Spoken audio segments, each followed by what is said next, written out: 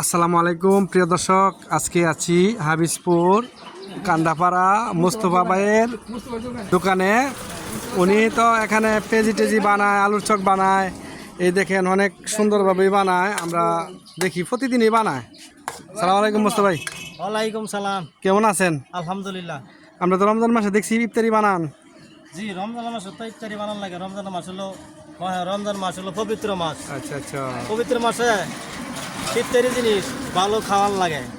ইফতারি আমরা মুসলমানের সঠিক মতে ইফতারি আদায় করতে হয়। হ্যাঁ। এবং অন্য বিভিন্ন হিন্দুর ভাইদের কাছ থেকে যাতে ইফতারি আমাদের মুসলমানের যাতে না করে, আমাদের মুসলমানের সকল মুসলমান মুসলমান ভাইরা যাতে ইফতারিটা সুন্দরভাবে পবিত্রভাবে যাতে সঠিক পথে করে, হালাল পথে যাতে অর্জন করে। কত কেজি বেছেন আপনি পেঁয়াজি? এই যে পেঁয়াজি হইলো কত 100-150 টাকা, বরুণ হলো 160 টাকা, বোট হলো 120 টাকা।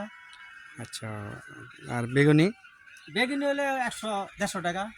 তাহলে তো একবারে সস্তা, ওই এলাকার দিকে হিসাবে বাজারে তো হিসাবে কারণ এলাকা হিসাবে দেউন লাগে, ভালো জিনিসপত্র সুন্দরভাবে পরিচালনা করুন লাগে। আচ্ছা প্রিয় দর্শক, এই মোস্তফার দোকানে আপনারা আসতে পারেন, কান্দা হাবিজপুর এলাকাবাসী ইফতারির জন্য সবাই আসতে পারেন। তা এলাকাবাসীর পক্ষে কিছু বলেন। এলাকার প্রতি সবাই আসবো, নিব সুন্দরভাবে। আমাদের মুরব্বী যারা আছে, যারাও এখান থেকে ইফতারি নেয়, অনেক স্বাদ হয়। আসসালামু আলাইকুম। আলহামদুলিল্লাহ ভালো আছে।